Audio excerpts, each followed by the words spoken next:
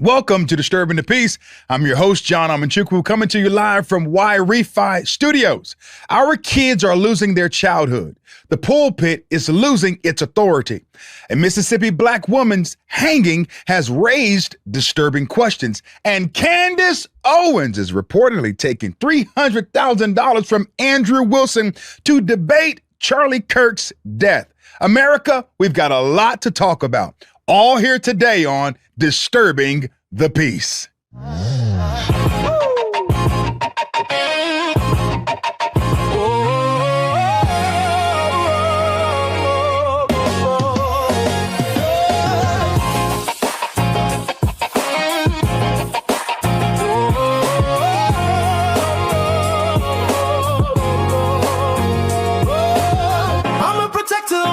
From heaven, there's too much at stake to be quiet. Let's disturb the peace. Me and you, let's disturb the peace. With John and Amanchukwu, disturb the peace. And now on Disturbing the Peace, I want to bring on my special guest, Stacy Washington, who needs no introduction. If you tune into XM Radio, you've heard Stacy on the right do what she does best, and that's give the devil a black eye, while doing it with wit and charm, grace, and a biblical worldview. Stacy, welcome back to Disturbing the Peace. Thank you. I'm in an undisclosed location elsewhere in Missouri, taking care of mom business, but I'm so glad I could catch up with you and that you invited me back to talk because, wow, lots of things going on. Yes, lots of. Yes, indeed. You look phenomenal. So you're graceful. So don't worry about it. Hey, I want to get into this right off the bat and show you this video clip of Lil Boosie. He's a rapper that goes viral all of the time, that weighs in on cultural matters. I believe they say that a broken clock is right nearly twice a day, and sometimes Boosie gets it right, and he's very entertaining. I don't listen to his music, but he will entertain you every now and then. Take a look at this. Watch. What was your song in church? What song you remember in church? Jesus is on the main line. Tell him what you want. Oh, Jesus is on the main line. Tell him what you want. Oh, that was my song. Oh, Jesus. Yeah. I come from the preachers. See, the preachers kind of different now. Yeah. I come from the preachers who take that extra breath. Yeah. See them? Yeah. Them the type of preachers I love. The ones with asthma. Yeah, the one who wipe that forehead. See when he wipe that forehead and you hear that tune coming? See when he get the Hey, see, all right, hold it right here. Now, why does he have to pick on the preachers who wipe the forehead? You know what I mean? Because some people have high metabolisms, and every now and then as you're getting going. That's right. And the stage lights are hot. That's why they're wiping the forehead, because you get up there to speak and it's hot up there. The AC doesn't seem to reach the pulpit. I can tell you, we did a Mother's Day presentation, and I was sitting up on the stage with our pastor, like a fireside chat about Mother's Day.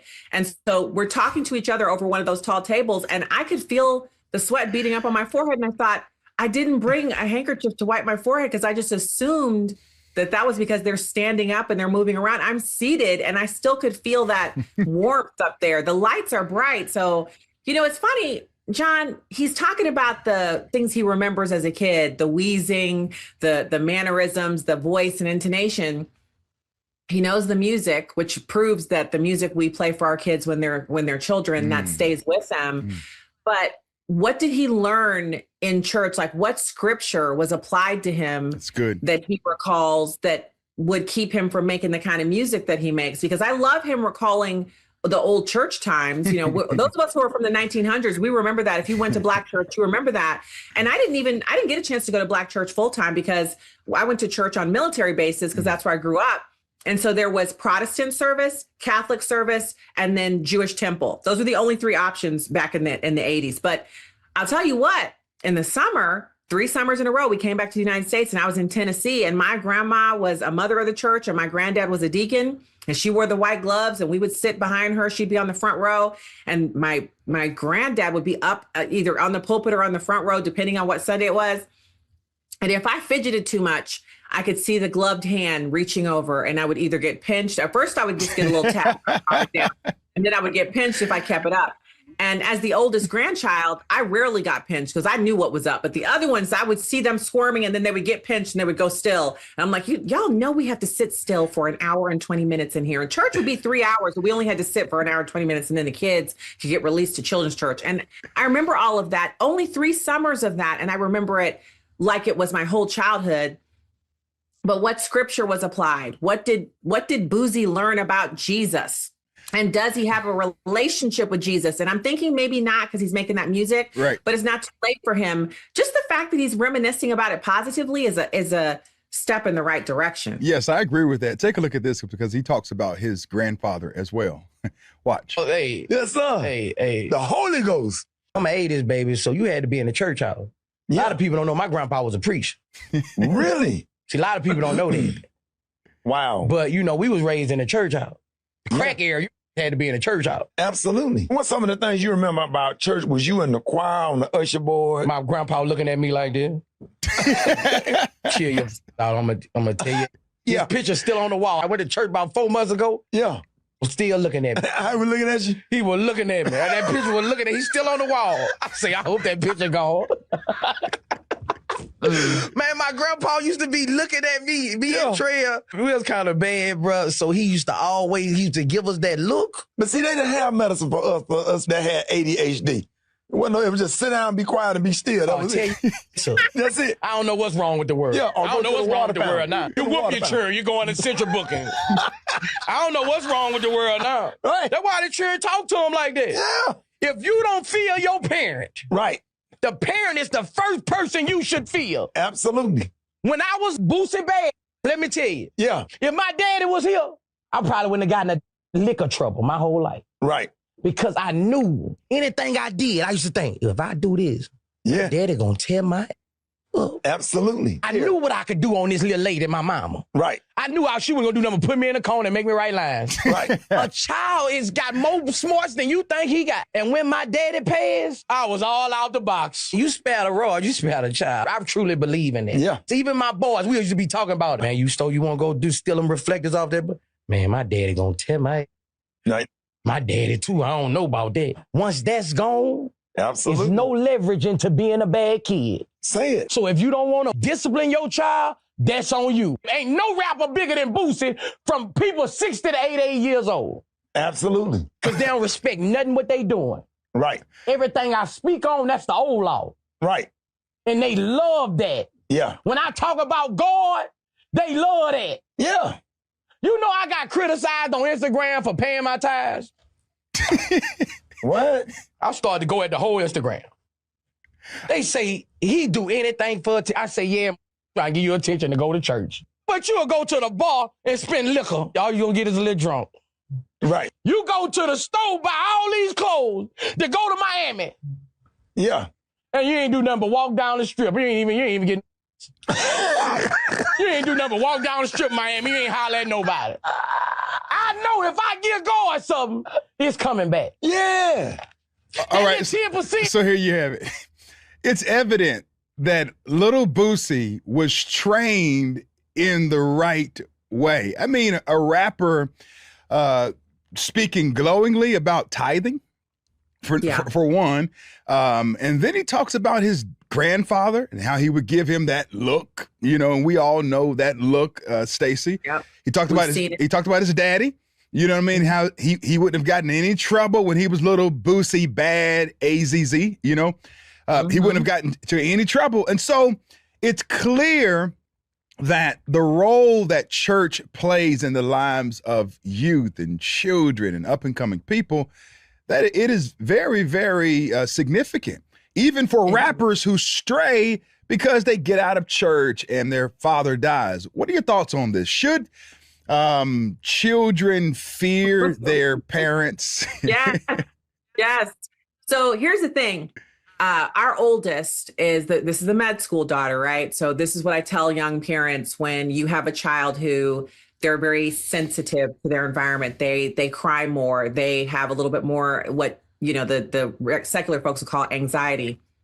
You pour a lot of scripture into that child and kind of temper yourself. Really, you have to it's extra parenting that child needs because they're sensitive to their environment because they actually are very perceptive. It's actually an indicator of high intelligence. And if you can channel that parenting, be very loving, very little punishment unless it's absolutely needed, but you still have to spank in the early years, the toddler years, the 3 to 6, 3 to 7, depending on the temperament of the child. You have to apply spanking, but it's not liberally. This is not spanking for everything. It's when they truly defy you, that they're given a few swats on their rear end that they can feel. They have to be able to feel it.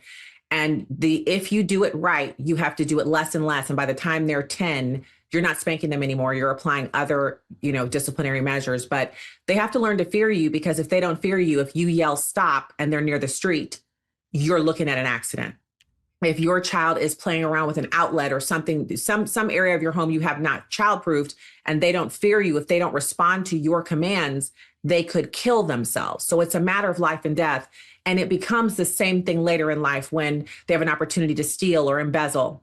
If they fear you, they will then fear authority. And if they fear authority, they will understand that jail is a place where you learn how to become a professional criminal by criminals beating you into submission to be a better criminal, right? Oh, that's good. Jail is about rape and murder and the murder of your spirit. The physical body remains in jail most of the time. Some people get killed in prison, but it's about the elimination of your ability to resist evil. Jail actually makes that your primary goal, is to stay alive and try not to submit to completely succumbing to evil while you're in prison. So you want to stay out of prison. The whole goal is to obey the law and stay out of prison. You want to be successful, but if you're on the very basic level, just staying out of prison, because that's really the end of the person you were before. Once you go in there, you're not the same person when you come out. So what do you want to do? You want to protect your child from getting caught in that prison to pipeline where they can't read at 4th grade. And the prison industrial complex is marking a bed for them because they know what percentage of 4th graders can't read. They know by 8th grade, they're getting jumped into gangs, and they will encounter the police for the first time that 8th grade year. They will be arrested, frisked, stopped, some kind of interaction. And then it gets progressively worse from there. And at some point, they're going to need a bed. The prison folks know that. So I'd rather not have anybody preparing a bed for my child anywhere that isn't something to do with me. Like, am I helping with the down payment on that mortgage? Am I coming over to help? I'm decorating, right? I'm at my daughter's apartment right now. I'm literally wanting to be a part of her success and not her failure. And so I had to teach her to fear me. And it was my husband's aunt, chain smoking aunt, mouth like a sailor. She called us from Alaska trying to, we're young parents. We're newly married. We've been married like 5 years. We have 1 baby and 1 toddler. And that older daughter was like, I'd go to bed crying at night from just dealing with her all day because she was so strong-willed and there was so much going on. And I felt overwhelmed. And one night she calls and we're just talking and laughing and yucking it up. And she said, so how are the kids doing? I said, well, the baby's doing great, but the older one, boy, she gives us a run for our money. And she said, oh, well, if you spank her, she can't give you a run for your money. And she said, don't tell me y'all are non-spanking. I said, well, I hated it. She said, yeah, but look at you. You're successful. I said, well, she said, no, you're married. You stay home and your husband works and you're living in a little house that y'all bought and you have 2 kids. You're successful. So if it worked on you, why are you trying something different on your child? And I was like, well, but the thing is, the spanking is so violent. She said, if you don't spank her, the police will. Woo, hold up. Stacey, you're talking good here. We're talking about discipline in the home. We'll be right back after this brief break. Private student loan debt in the U.S. totals about $300 billion. About $45 billion of that is labeled as distressed, while refinances distressed or defaulted private student loans that others won't touch. They provide you with a custom loan payment based on your ability to pay.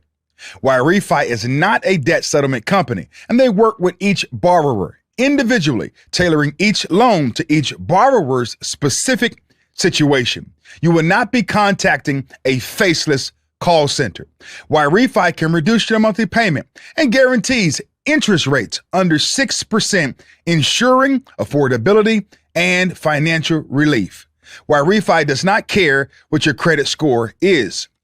While Refi can save you thousands of dollars by refinancing and even lower your total cost. Just call 888-WIRE-REFI-85 or log on to wirerefi.com. That's So Stacy, you were just talking about discipline in the home. You can pick it up here. Hey, I was mouth hanging open. We're on the phone with her. She's on her phone. My husband just looked at me because he had said he wasn't sure if never spanking the kids would work, but he would give it a try. Right. And so here we are. The girl she's tantruming. She's having her way. And I'm putting her in timeout. And my husband comes home. I'm exhausted. I got a little dinner there and I just want to go run to the bedroom and shut the door and leave him with the two kids. I get to get away from these little children.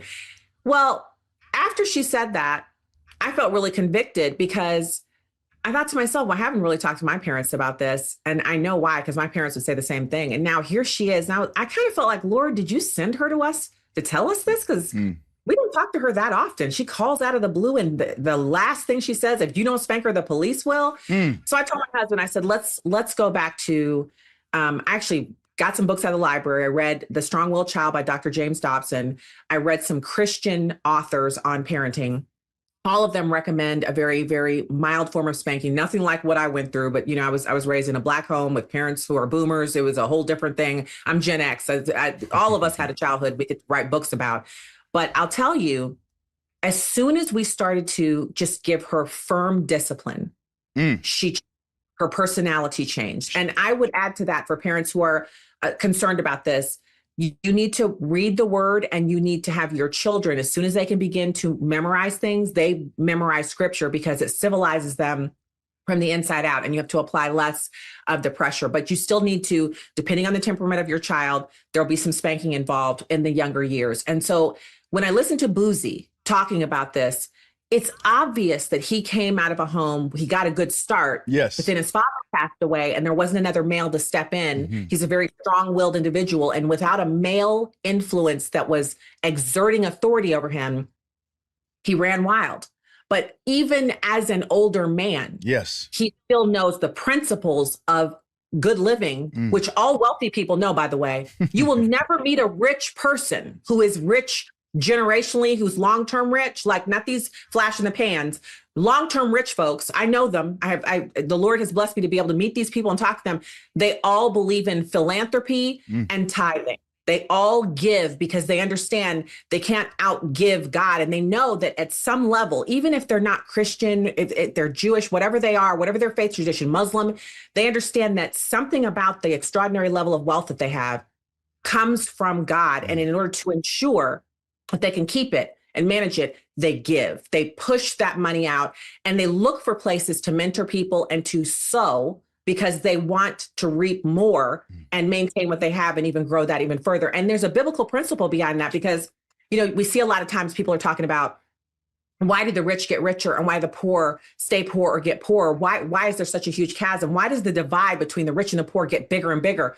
Well, the biblical principle is from the he's a landowner. He's a businessman. Yes. He leaves the guys behind with the talents, and each of them has a certain amount according to their ability.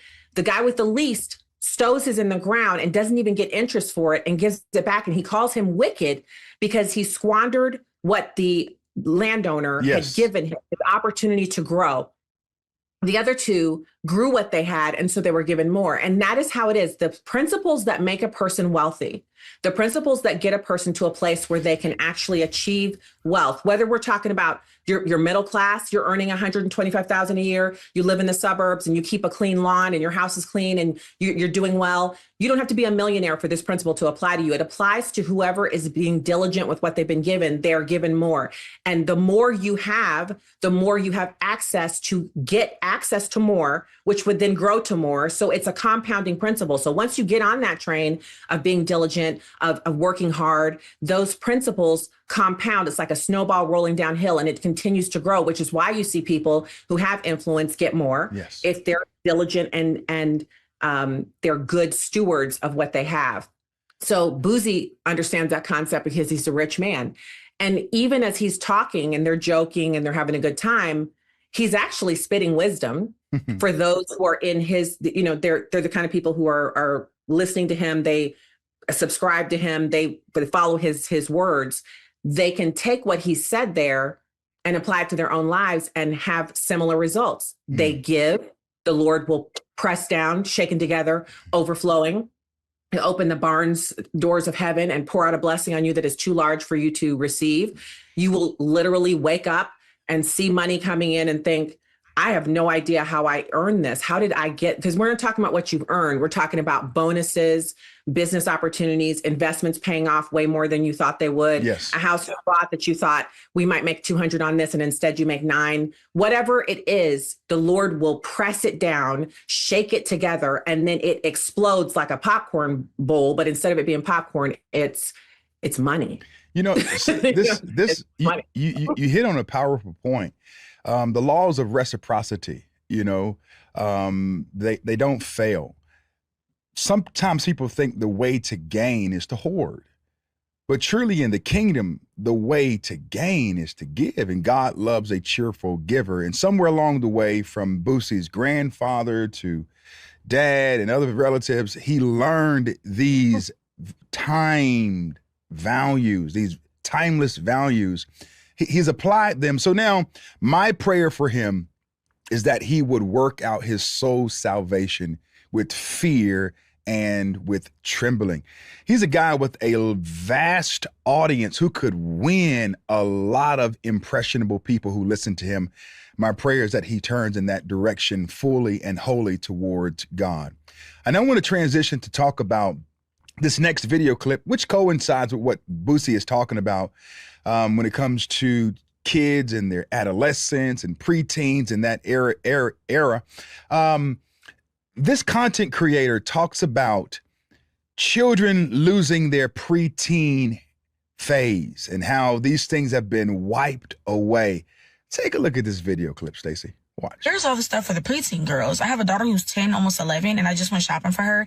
Everything seems to be newborn, toddler, completely skip preteen, and then teenagers in high school and grown adult women. Even music, like where are the girl groups for preteens? Where is the preteen music? Not the Gracie's Corner, but also not the grown adult music either. Like where is the in-between for them?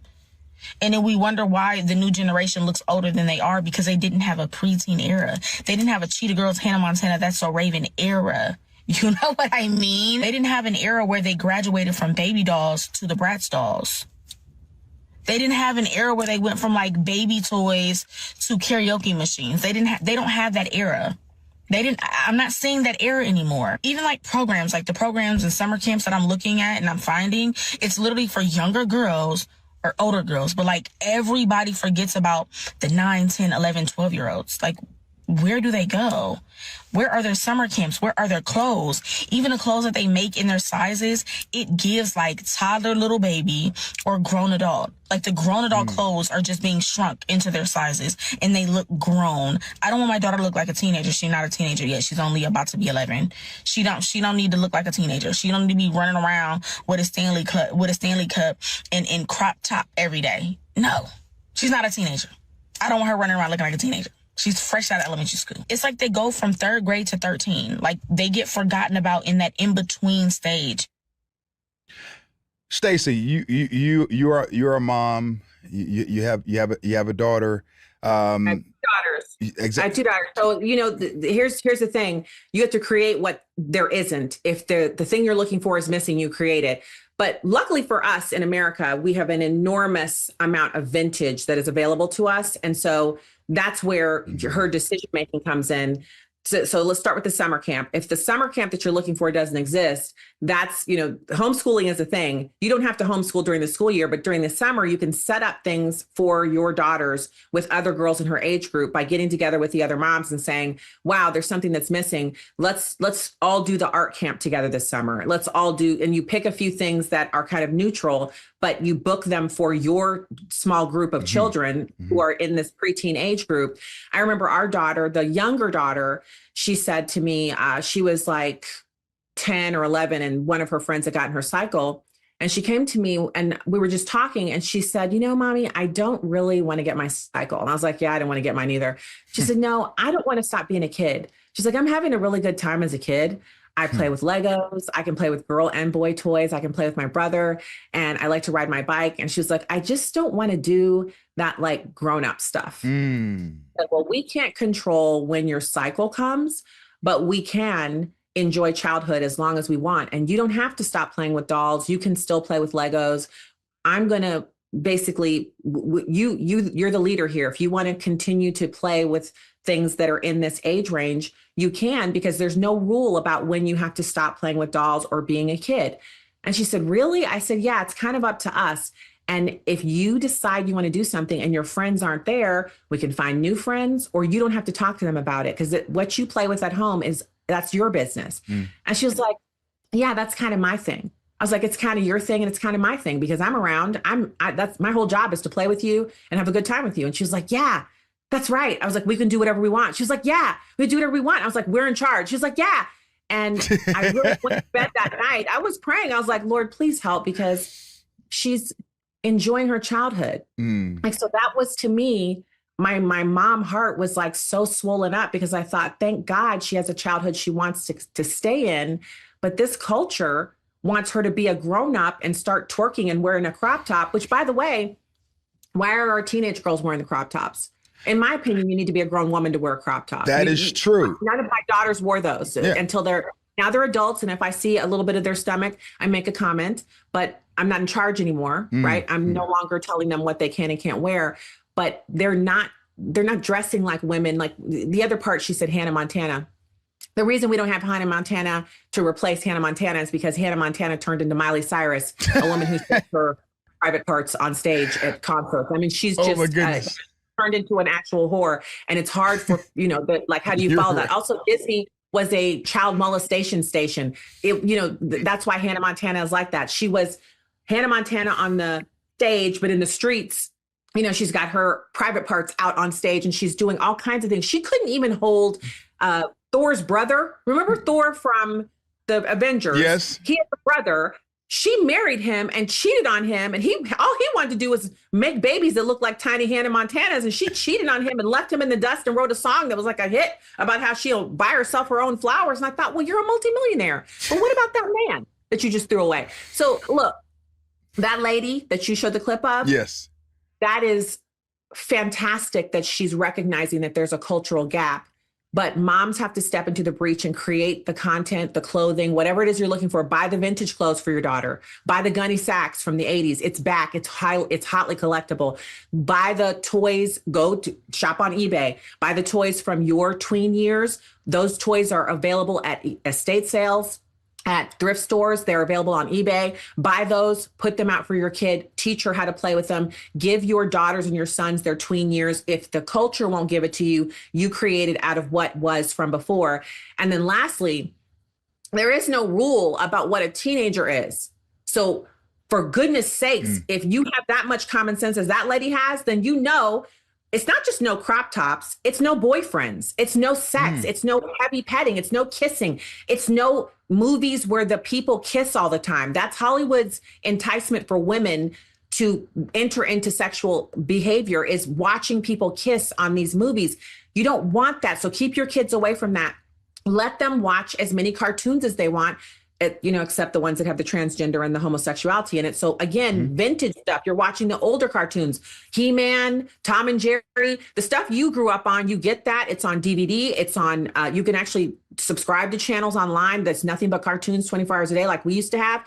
You curate their childhood, because in 2026 in America, you actually can. Like, there's no excuse for you not being satisfied with what's available, because everything is available now. It used to be that we only had 3 television channels. Now we have 1,000, and you can pick what you want your kids to consume and curate their childhood and put them around people in a community that believe like you do. That's when we took our kids out of public school. One of the primary reasons was the other moms believed exactly as I did, that a 6th grader didn't need a cell phone. But every mom at 6th grade that night, we were at one of those moms' nights. We'd been together since our kids were in kindergarten. Right. And they were telling me they'd all gotten their kids smartphones. And I said, I got my daughter a flip phone because she doesn't need a smartphone. That just came out. I just got a smartphone. And the mom was like, well, if she doesn't have a phone that texts, she won't be able to communicate with any other girls in 6th grade. And I said, how do you know that? She said, the other moms have told me. I said, but we're all here. There are 20 of us here tonight, and our daughters all know each other. If we decide that our daughters are having flip phones, then our daughters will communicate with each other face to face, and they'll have flip phones where they can, dumb text us using the little keypad. I mean, this is old. This is old technology. And one of the moms said, yeah, I wish we could do that. I said, why can't we? Why do we have to wish? We're in charge. Who is here telling us that we have to buy them these smartphones? And she was like, I just don't want my daughter to be left out. And I told my husband that when I got home that night. And he said, so none of them were willing to go with you and just, give it a try, even for the first semester? And I said, no, they already were committed to the smartphones. So we got our daughter a flip phone. She came home mad. It's only me and 2 other girls that have flip phones, and everybody else has a smartphone. And I can't believe you won't let me have a smartphone. And the next year she was in a Christian school because I was like, I can't. I've already fought the culture. I got to fight all the moms too. Yeah. Come on. It's sad, because the thing is, when you purchase the phone, you buy the Verizon phone, AT&T, Boost Mobile, Cricket, you name it, you are opening up your child to what the world has to offer. And there were a lot of things that I did as a kid that I did through imagination or going to a gas station where I could possibly see through some plastic and look at a book, maybe, you know what I mean, a Playboy magazine, or scroll through the TV channel. Used to have the fuzzy channels with all the static, and try to squint and see if I could see something, and make out some sounds. But we live in a culture today that our kids are riding in our cars, in our back seat with their headphones on, with their cell phones, and they're listening and watching all kinds of things. So let's address this briefly. At what age should a parent purchase a kid a phone? That's the first question. Second question is, should parents be allowing their daughters to wear thongs at 10, 11, 12, and 13? Oh my. Okay. So, full disclosure, I am on the house front, our kids learned how to do laundry when they were in their tween years, and they would do all the laundry, all the towel sheets, everything. And I oversaw that because I didn't want to send them off to college completely unequipped. I had literally had friends whose older kids were at college, couldn't wash their own clothes. I was like, that's not going to be us. But I still oversaw what was going on, and I bought all of their clothes. So there would be no thongs at my house. I don't believe in it. You can do whatever you want as a grown person, right, but we raised our kids to actually save themselves for marriage. Good. So I don't know why you would need a thong in high school if who's going to look at it? And it's certainly not comfortable. So what is the point of having the thong? So who's buying you the thong? Is your mom buying you the thong? Like, are you going to that store in the mall and buying a thong for your daughter? No.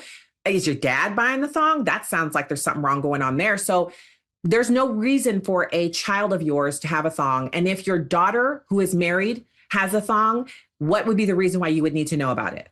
My mom doesn't know what kind of underwear I have. I'm a grown woman, you're right? I've been married for a long time. My mom and I don't discuss my underwear, and she also doesn't do my laundry because she doesn't live at my house. So what would be the reason why she would know? So there's no reason for that. The other thing is, when is the smart age for a phone? Well, first of all children are different. Mm-hmm. You have some children who their maturity level at 13, they're like a mini household manager, right? They could probably have a phone.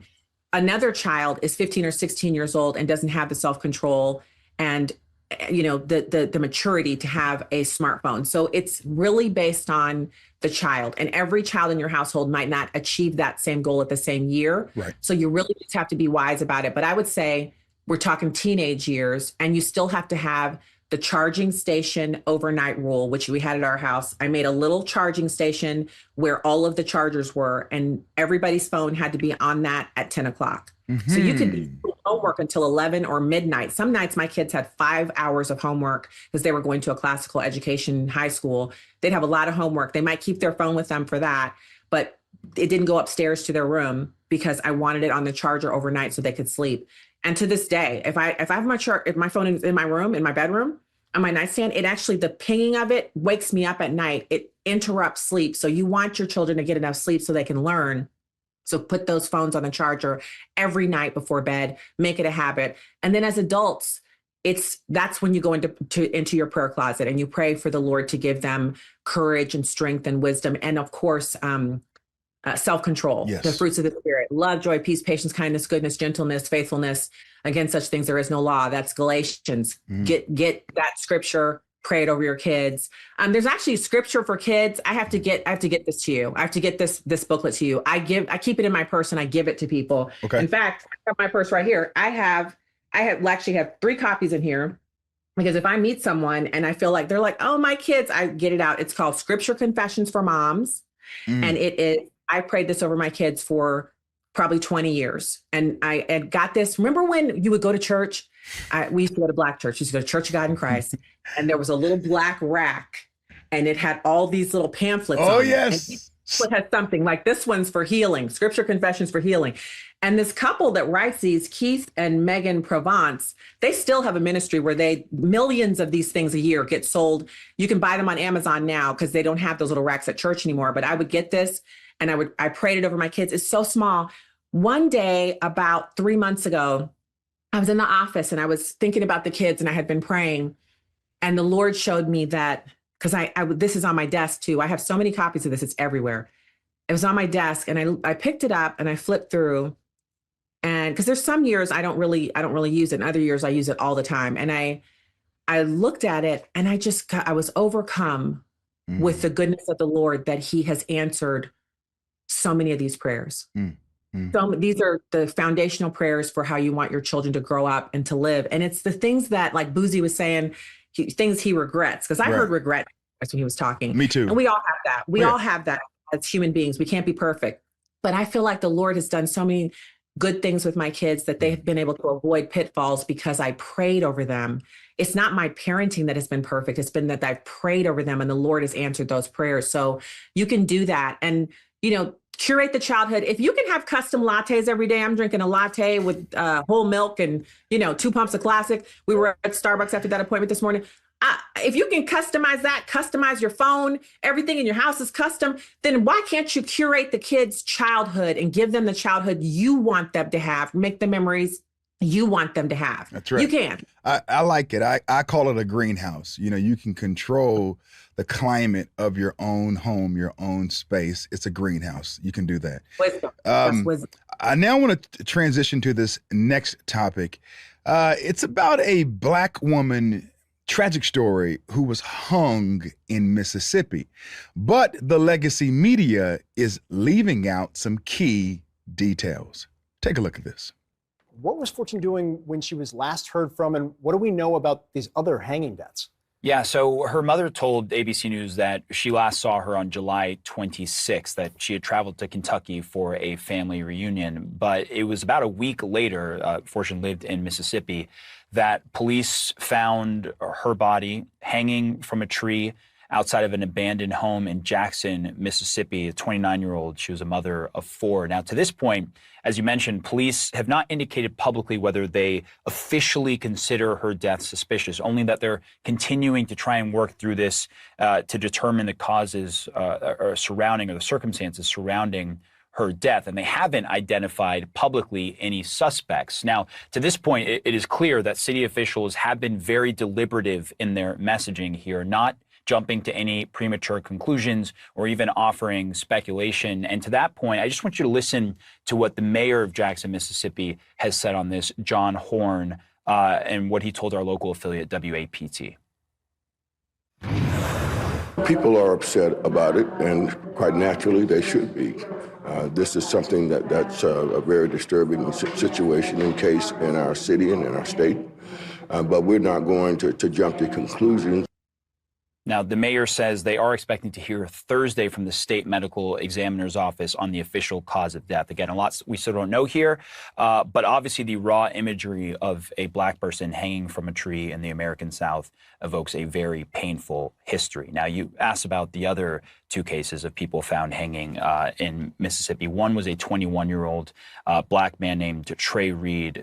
He was a student, though in that case, it was ruled a suicide, and the autopsy did not find evidence of foul play, though his family has been pushing to try and see an independent autopsy. And that third case was a white man in his 30s in Vicksburg, Mississippi, who was homeless, as we understand, but that one also died by suicide, according to the state medical examiner. In Fortune's case specifically, again, still a lot of questions here, but that expected autopsy is expected to at least offer a little bit of clarity into what happened here. But again, police haven't said much.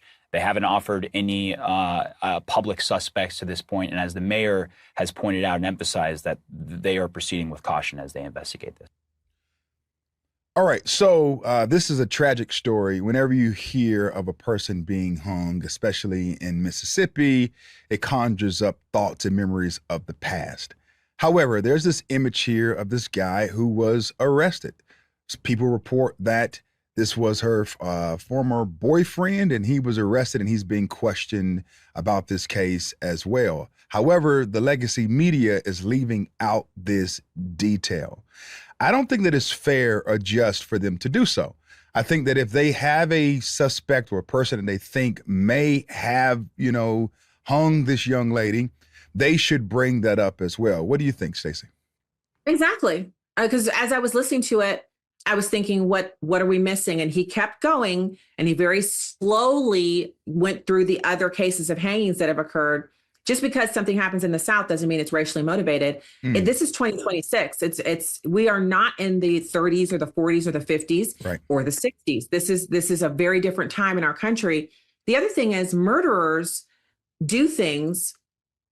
Sometimes whatever they've got going on, the reason why they're committing a murder, it may have the appearance, okay, it's in the South and it's a hanging. So that evokes some kind of, imagery of the Deep South, but it doesn't evoke that kind of imagery for me, because the first thing I think when I see that beautiful young woman is that this was a sex crime or a crime of passion where she's a young mom of 4 with that angel face, and she's so pretty. And some person has unfortunately kidnapped her and, possibly done other horrible things and then killed her. And the choice of how they killed her really had nothing to do with race, because we don't know the race of the assailant. And then you share the detail they've left out, which is this Black man who was previously in a relationship with her.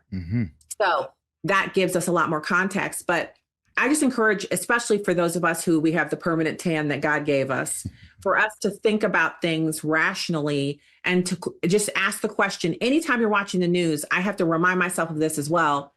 What else is there to this story? What haven't they, you know what I'm saying? Right. Because they have so much more information, but as you know, you run this program, you have to curate what you're going to cover. You can't cover everything, and you can't cover every story for an hour, right? So you have to give what the information that you have, hit those high points. Yes. And then develop more online as you share, et cetera. And oftentimes these media outlets, you have 24 people working on a show just to book, right? These shows have 100 people working, and they can't get that detail out. I think that's intentional informational malfeasance on their part, but it's the detail we needed, right? Because I was sitting there thinking, who would have wanted to kill her? That beautiful young girl, young mom. Oh, old boyfriend. Likely. Highly likely. And I just think it's a travesty with all the things that are going on right now. We're still working through the details of the Nolan Wells case as well. We're still waiting for the final autopsy to be released in that also, which I think it's I mean, let me look at my watch. I mean, it's kind of taking long, for that to happen. But we want to know what happened to the throat. We want to know these details before we make a firm, hard judgment on his friends did it or this person did it. We need more information and more details. Do you think that we should wait to get the evidence first when it comes to these cases and then make an opinion? Yes. And John, especially when you're talking about, so the kids who left him there on the island, we don't know if there was a falling out or if they just said, look, we have to leave at this time. My mom said, I got to be back by so-and-so, and I'm leaving at such and such. And if you ain't ready, catch your own ride back. We don't know what the dynamic was. Did they have a disagreement about something? Right. Apparently there was alcohol involved. And some people, when they get a little alcohol in them, they get mean and belligerent. And I'm also wondering why they were drinking. Like, I know they're young people. And that's why it's so important to be drunk on the spirit, because when you get drunk on wine and alcohol, any horrible thing can happen. And I know it sounds like, Stacy must be some kind of Puritan. No. But I drank a few times when I was in college. I didn't drink in high school because my dad was like, no way, no how, alcohol, no, none of it. So I got to college and I tried, I'm going to try alcohol. I didn't try drugs, thank God, but I did try alcohol. And what I found is there's a loss of control and the ability that is unbelievable. It's unbelievable. It's like the alcohol takes the place of any reasoning that you have.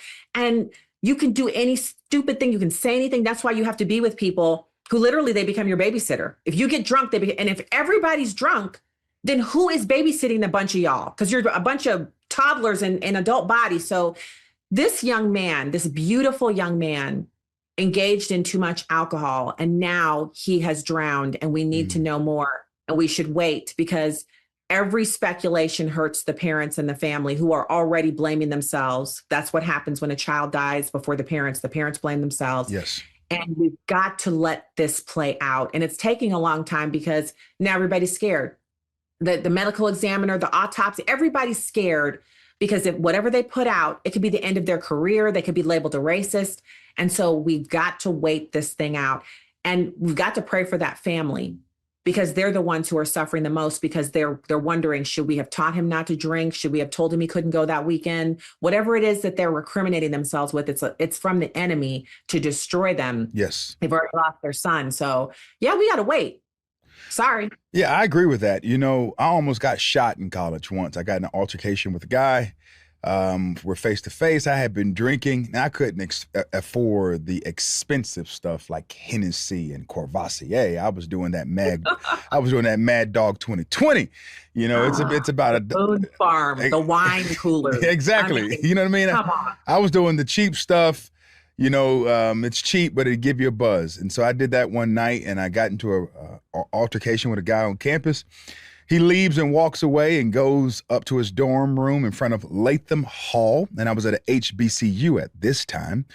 And he comes back down, and I'm dumb. You know, I'm 6'4", 270 pounds or so at that time. I'm not thinking that, hey, he could go get a weapon, because I'm drunk. You know, the Bible says that wine is a strong mocker.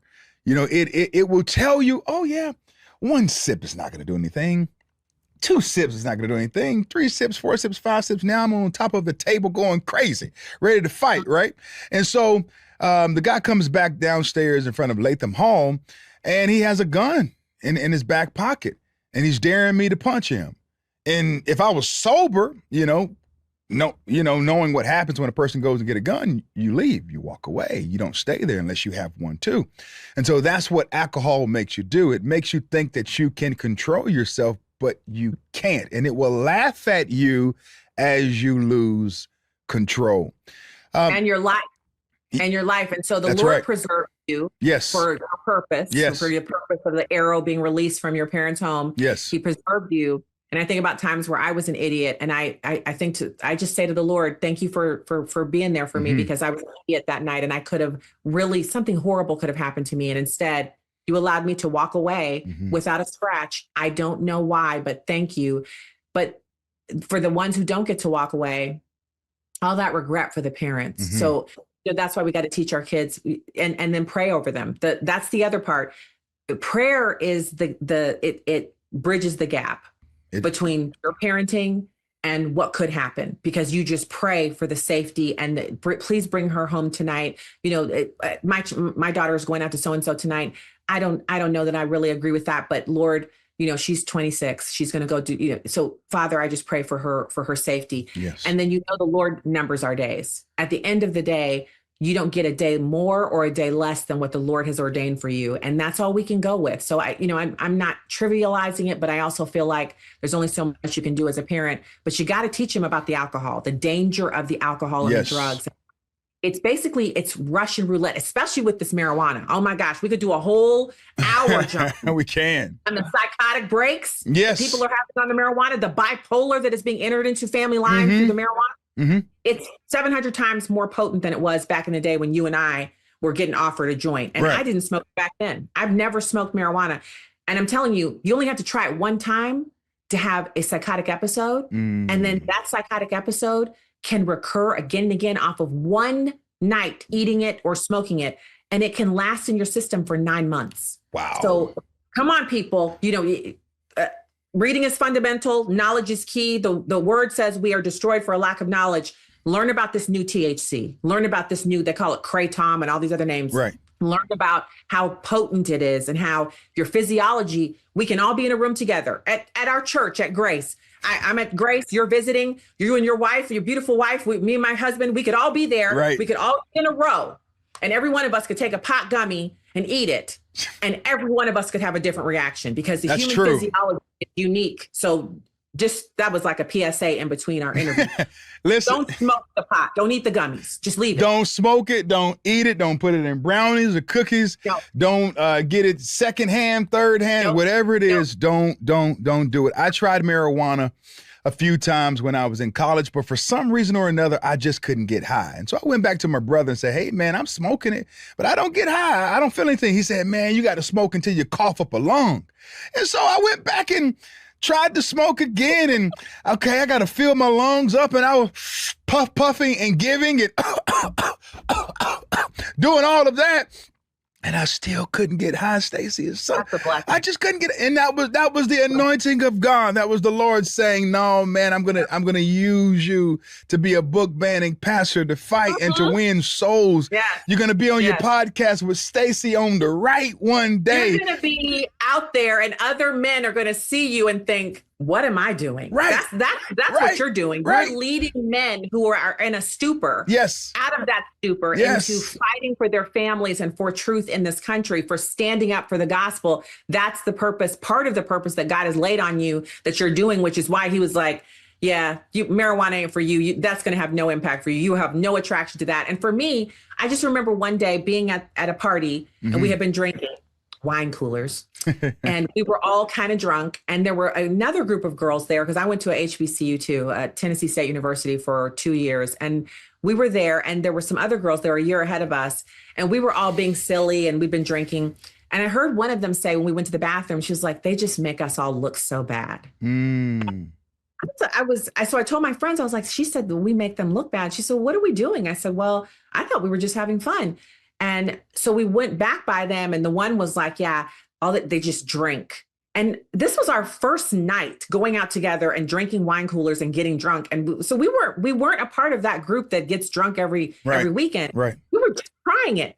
And I remembered it took all the fun out of it. And so we stayed for a while, then we left. One of us was driving, and she had to get somebody else to drive us back because we had all been drinking wine coolers, and we drove back. And the next weekend, I was like, let's do something else, because last weekend we tried the wine coolers and it really wasn't fun. But in my mind, I kept hearing their judgment of us. Yes. They thought we were just dumb drunks because we were drunk at the party, and they knew we were drunk, and they weren't. They were kind of dressed up, and they, I guess, I don't know if they were looking for husbands or what, but they were not at the party drinking, so they were a year ahead of us. Now, Stacy, you know what they were looking for. They were looking. Yeah, you know what they were looking for. It's not the best place to find it, but they weren't drunk. Right. Yeah. So, they were in their minds ahead of us. Yeah. But it's funny how the Lord will use whatever he's going to use. He's going to use that to get you to a place where, because the drinking never really was as fun as it was made out to be. It tasted horrible, and it really didn't do anything for me. And now we know that every alcohol drink that you take destroys brain cells, and you don't grow brain cells. You can destroy them, but you can't grow new ones. So bada boom, bada bing. Right. Don't drink. Why are we doing that? Right. And it's connected to cancer. I mean, we've learned a lot more about alcohol now. Yes.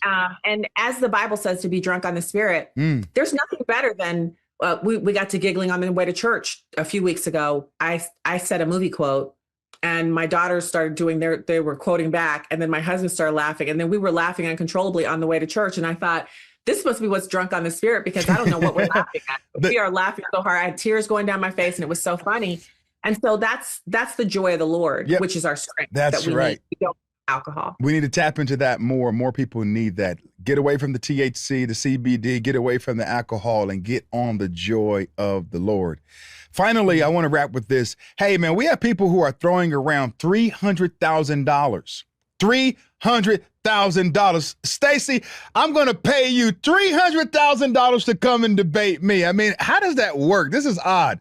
But Andrew, I was shocked. Andrew Wilson is paying Candace Owens $300,000 to debate on her platform, so she makes the revenue, because it's probably going to get 5, 8, 10 million views, and she gets $300K. Take a look at this video clip. After many rounds of negotiations and a new moderator stepping in who assures us it'll be fair, we came to an agreement. I went ahead and sent the $300,000, and it has been confirmed by her staff and to us that it has been sent. Wow. Flashback. We got some questions to ask, and I'm going to ask all of them because guess what? I don't take money from donors. So you got a problem here. I don't want your money. I don't need your money. What I want and I need is the truth. First and foremost, you guys, I'm telling you about preborn because, again, want those people to know your money means nothing to me. I already said no to it. That's why I don't care to be in those circles. Make me persona non grata. I know what I did wrong. I looked you in your face and I said no to your money. Okay. Don't push me or I will name more names. You guys suck. Okay. We don't care about your money. We are tired of it. Why is everything about money to you? Why do you think having money makes you a decent human being? Why are you so soulless? What is wrong with you? Do you understand that spiritually something is wrong with you? That's a demonic force that lives in you. But you have to know your money instinct is not right. It's crazy. And everyone's paying attention to it. Answer the questions and I will publish the truth. The end. Read a couple of ads. I said I wasn't going to freak out today. I did. Freaked out a little bit right there at the end. I'm trying to calm down. First, I'm going to remind you guys about Tax Network USA. They want your money and they want to be celebrities. Yeah, that you feel it. There are things that you should value above money in life. My God is not money. Okay, I don't worship money. I do worship truth. And I would like to know truthfully what took place on September 10th. And if I have a platform, which is not my platform, actually, it's God's platform.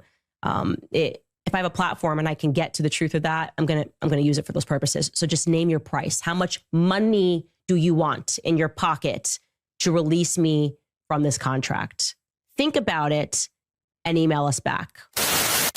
One of your courageous moves was to repeatedly tell the world that Brigitte Macron is a man. As you now know, and she is. As you now know, we had a $300,000 bet to charity about this because she's a woman. Yes. Is my view. She's not a woman. Well, we're going to find out is the point because it's going to court. They're suing you. And when she proves, as she will, that she's a woman, because it's very easy to prove, and you lose that case, then so easy that she refuses to do it for years. But then it will become more obvious to people that, look, I think you're a brilliant operator at what you do. That's, I like you personally. You know that, right? None of this is personal for me about you at all. I just have watched him last year from Brigitte Macron now into the Charlie Kirk story. I think you've developed a modus operandi, which, to put it politely, is you flying what we would call in the world of journalism kites and just seeing what can cause the most merry hell, therefore get you the biggest audience, therefore make you the most amount of money.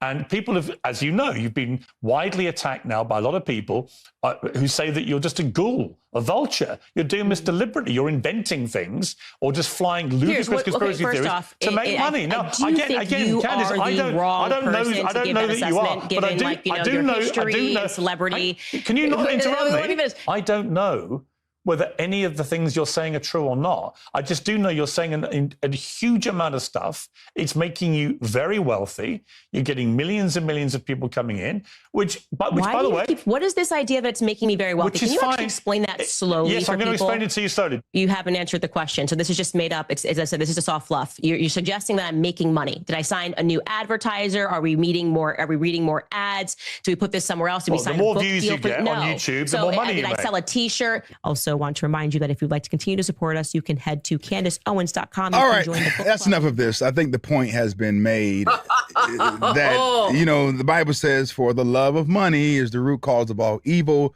which some have coveted after and have pierced themselves through with many sorrows. We have about 2 minutes here. Stacy, take it away. What are your thoughts on all of this? So first of all, she is making a lot of money on this. She's on YouTube and she's monetized. And so it's very easy to find out how much she makes per episode. Right after September 10th, when she pivoted to this topic, she began to make $50,000 per episode. And now that number has increased because her follower count has increased. And she still has a significant number of people who download her podcast on a daily basis. So the focus on Charlie Kirk has made her millions of dollars. That's first of all. Second of all, she doesn't need the money, and she's a mom of 4. Is my understanding. I hope I'm correct here. I don't want to misspeak. She's pregnant again. So pregnant with baby number 5.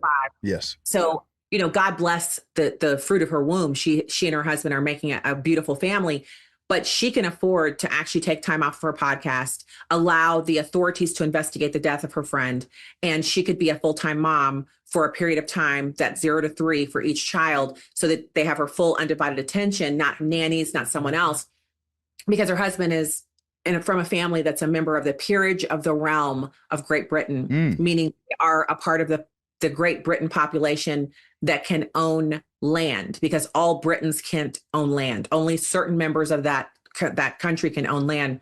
Her husband's family owns thousands of hectares. The family is worth $250 million the last time I checked. The son, her husband, is a part of that inheritance structure. That means he gains access to castles, land owning parcels that create money because the renters are on those. Right. They are independently wealthy. This woman shoots clays in traditional British attire when she's on vacation in Great Britain.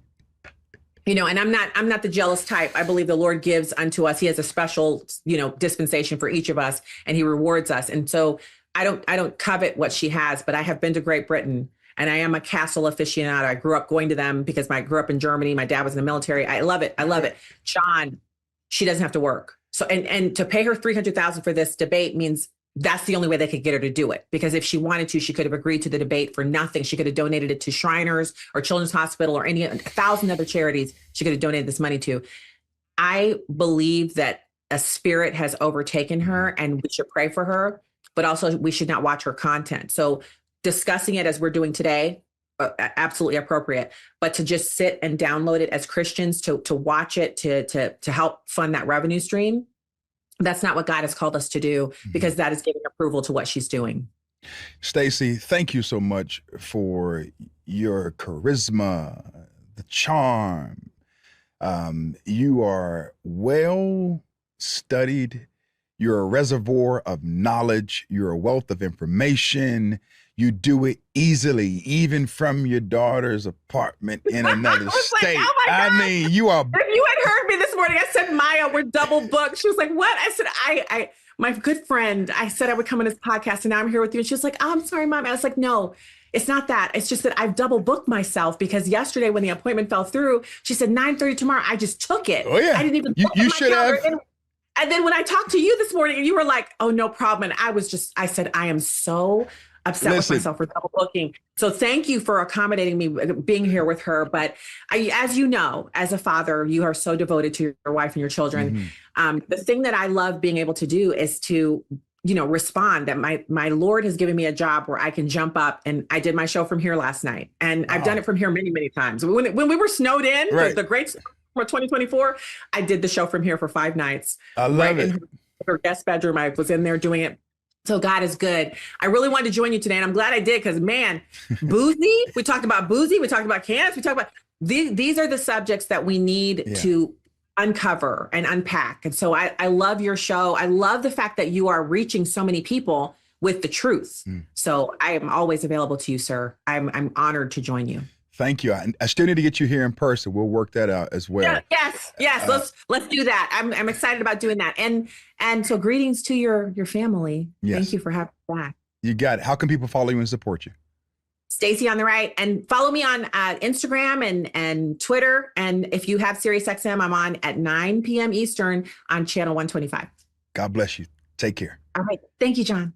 You just heard from the great Stacy Washington. She's phenomenal. It's always a blessing to have her on Disturbing the Peace. Do me a big favor, like, share, and subscribe to my YouTube channel. Set your notifications so you know when I am going live. Go to the audio platform, Spotify and Apple Podcast, and give me a 5-star review.